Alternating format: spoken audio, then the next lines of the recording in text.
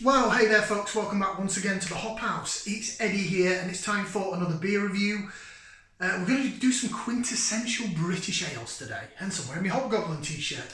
If you've just found us here on YouTube, welcome along to the Hop House. It's called that because we like hoppy beer, we like house music. If you like either of those or both, give us one of those. Give us a like, share, subscribe to this channel. Okay, so we're doing quintessential British ales today.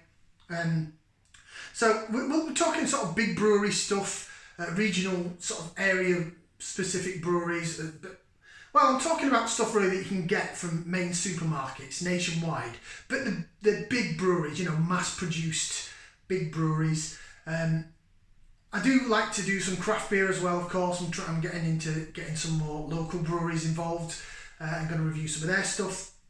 But for me, I'm not a beer snob, when I say not a beer snob, I don't mean that to sound in a bad way, but you know, if the beer's good, I'll drink it. If I like it, I'll drink it. So it doesn't bother me if it's a big boy that produces it. That's all I'm getting at. And what I mean by quintessential British ales, so we're talking about, say for example, if you had like a pen pal that lives abroad. All right, I know it's 2022. Who the hell has a pen pal these days? But maybe you've got someone, I don't know, you've been on holiday somewhere to America. And you met a nice couple in America or something, and then they said, you know what, we're gonna come over to the UK. Sorry for the accent. And so you think, right, okay, these are the kind of beers that I would sort of introduce them to and say, you know what, this is kind of more traditional, quintessential British beer. Do you get where I'm coming from? Yeah? Ace. Right, shall we see what you're gonna do first of all? Okay, so what I'm gonna do is, these are some beers from Marston's Brewery. There's a couple from Marston's and there's one from elsewhere. Now, this is going to tick off a couple of boxes for me. So it's going to, not only is it going to go on the quintessential British ales, but it's also some beers that I got as part of a Christmas present. So I'm sort of getting rid of stock, if you like. Mint. Right, first off then. Now this beer, this brewery was taken over by Marston's a few years ago. But obviously Marston's has got into bed with Carlsberg and become Carlsberg Marston's. Now, I don't want this video to turn into a rant, but I am somewhat concerned now that Carlsberg's got involved. For example, I saw what they did years ago with Tetley's Brewery up in Leeds. I used to love Tetley's beer, Tetley's Bitter, and they dumbed it down. They shut down the massive, it was a massive brewery in Leeds, Crown Point in Leeds, massive, and they shut it down. It's now just a big car park and wasteland, really. And then they started producing Tetley's at much lower standard down in the Carlsberg plant in Northampton. From what I understand, now any of this information I'm giving you is what I've heard. I'm not an expert, I don't work in the industry.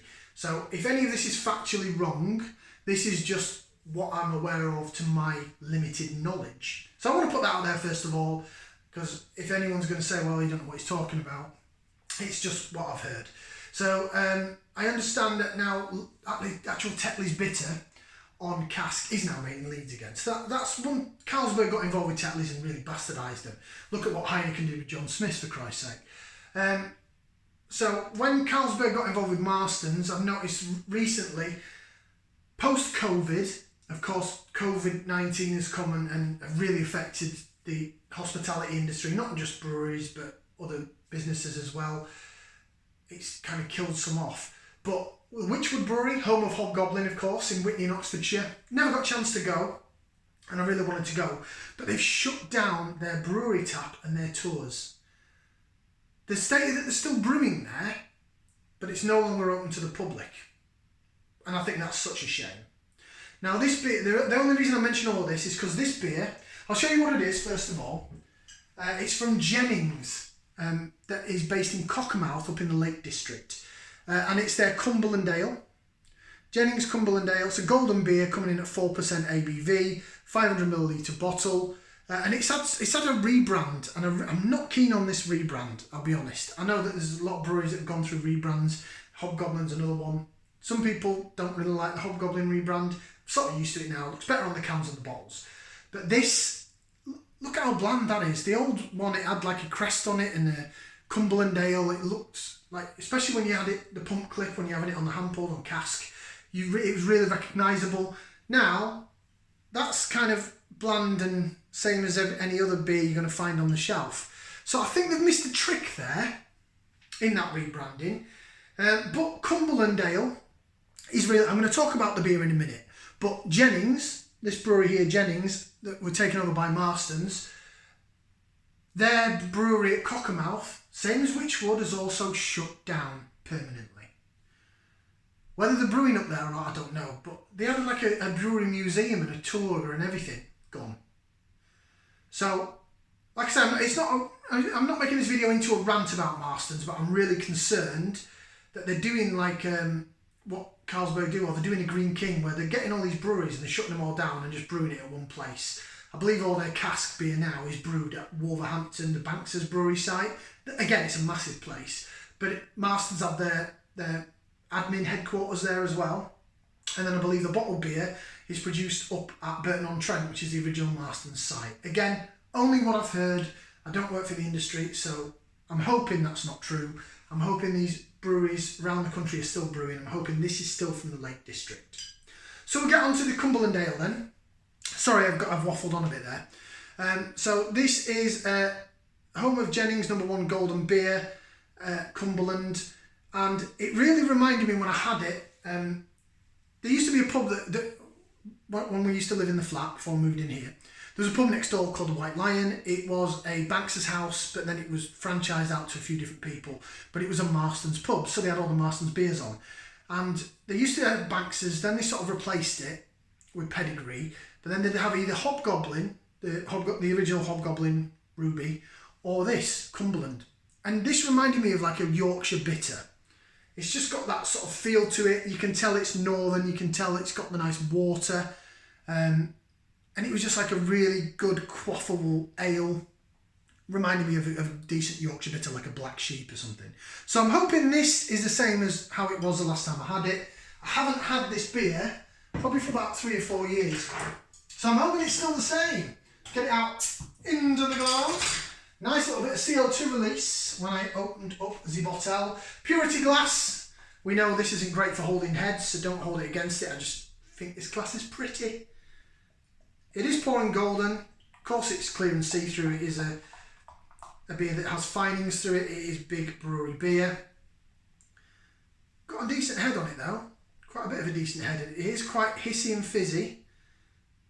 And there's a lot of carbonation going on there. Right, if I whack that down there a minute. There we go. So there, folks, is your beer in the glass. As you can see, it's nice and golden. It's got a white head to it. It is clear and see-through. There's a bit of... The haze on there is probably chilled haze. As I say, these beers... I've got a shed. These beers have been in my shed and they have cooled down. So this is probably a little bit cooler than cellar temperature. But it's a decent temperature, I think, to drink these ales. It's not really, really cold, as in bordering on frozen, but it's got a chill to it. I do like beers cold. I know certain beers like dark beers, stouts and things, you should have more room temperature. But that having something like a stout to me is, you want to be like by a fire, you want to be in a pub and you're like, oh, this is going to warm me up. Whereas this is a bit more quaffable, a bit more drinkable. Now that head has disappeared slightly. It's sort of halved down in size, so let's see if we can get the rest of the bottle in there. It ain't going to be bottle conditioned, I know that. So again, if I wipe the chill away, it's actually colder than I thought. I thought it was going to be a bit warmer than this, and I've had it out the shed for about 20 minutes or so. So there you go, nice golden beer, a bit of a white head on it. Should we go for some aroma? Let's do it, because I'm 10 minutes in already, because I've waffled. Right, so if you're new, I'm going to put that into there. We're going to give it a whiff and see what we can sniff. Yeah, exactly what I thought. It's very traditional. Smells like a good Yorkshire bitter or a good English ale. I'm getting the sweet bready malt that I know is going to go down the middle of the tongue. There's a slight bit of orangey marmalade aroma, and then you've got a bit of sort of black pepper spiciness, which is going to be from traditional British hops. So it smells exactly how I'd expect a good traditional British best bitter to smell. Although this is lighter in colour than a traditional best bitter. So it's more of a golden, it is a golden ale, but I'd still, my perception of it, the way it smells and everything, it goes towards Spitfire-y, sort of best bittery amber. It's golden, bordering on amber. Smells the part. I like it. Right, let's try it. Bottoms up, down the hatch. Cheers, everybody.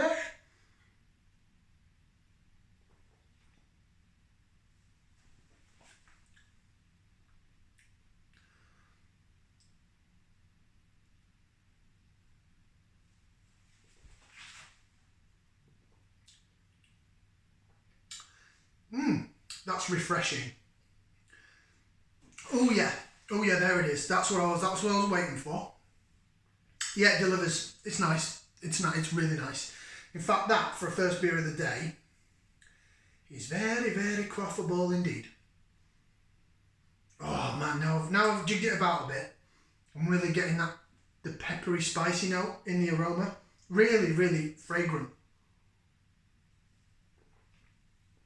Right, wipe down some of the haze. We do a bit of lace division.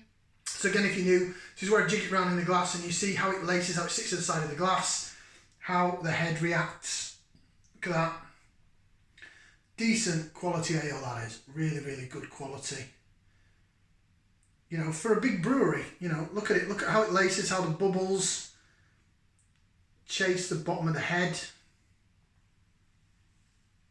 All right.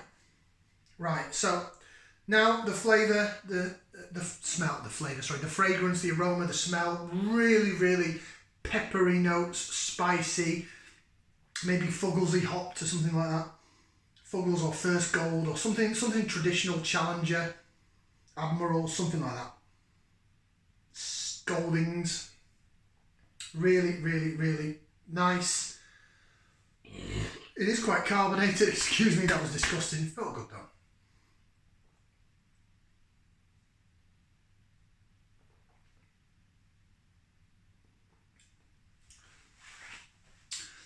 Now the flavours on this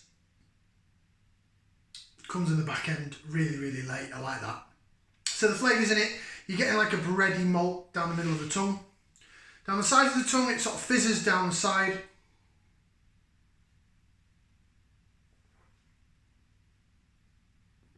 And you're getting that peppery bitterness down the side of the tongue. You're getting a little bit sort of orange marmalade aspect to it.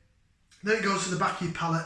You're getting that hoppy bitterness, and then right at the end, which is what I was waiting for in the initial taste, it's very similar to, like I say, black sheep bitter. You're getting like a brown sugar in the back of your, in the aftertaste in the back of your mouth. So it's like a brown sugar, sort of demerara sugar. It's the kind of sugar if you put it in coffee, and it sweetens it, but it's not too sweet. It's just a nice sort of balance of sweet along with the malt in the aftertaste, but the peppery spiciness is giving you the bitterness. So it's a really refreshing bitter finish.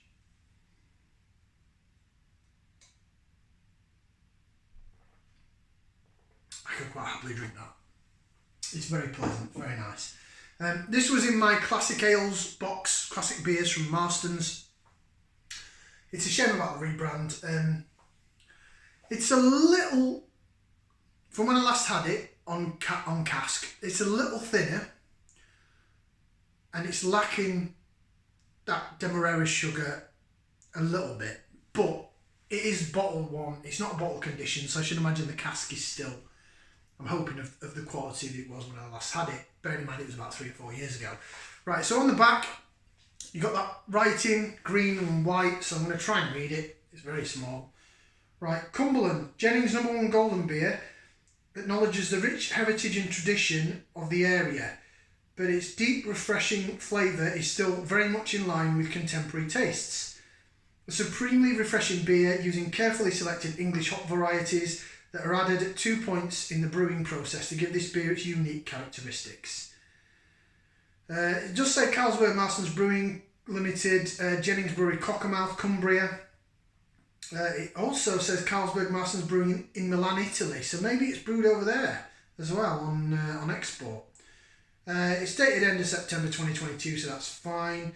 It just says content barley in terms of the allergens, so it doesn't really say anything else. Doesn't tell us what hops are in it or anything, but it's a golden beer. It's 4%. Right, I am 15 minutes in, so I'm going to rate it, and I'm going to be on my way and let you enjoy the rest of your day. Rating wise, it's nice but not as good as I remember. It's just a little bit thinner, but maybe that's because it's in a bottle, not on cask. But it's decent enough to get a thumbs up. That's a thumbs up. For those that are new, thumbs up means I like it and I buy it again. Thumbs down means not for me. Might not be anything wrong with the beer, might just be not to my tastes. Thumbs in the middle is, it was okay. I wouldn't be against drinking it again, but I wouldn't buy it. But if someone bought me a pint of it somewhere, I'd be like, yeah, all right. 2 thumbs up is like, that is amazing, let me get some. And then if I start chucking feet in the air, not literally, look at the size of me. But if I start chucking feet in the air metaphorically, it means, oh my God, where do I get that from? So a thumbs up is a good score. It means, yes, I like it, I buy it again. And it's pretty half decent. Thank you very much for watching. Like, share, subscribe, and we'll see you again for another beer review right here on the Hop House. Ciao for now, people.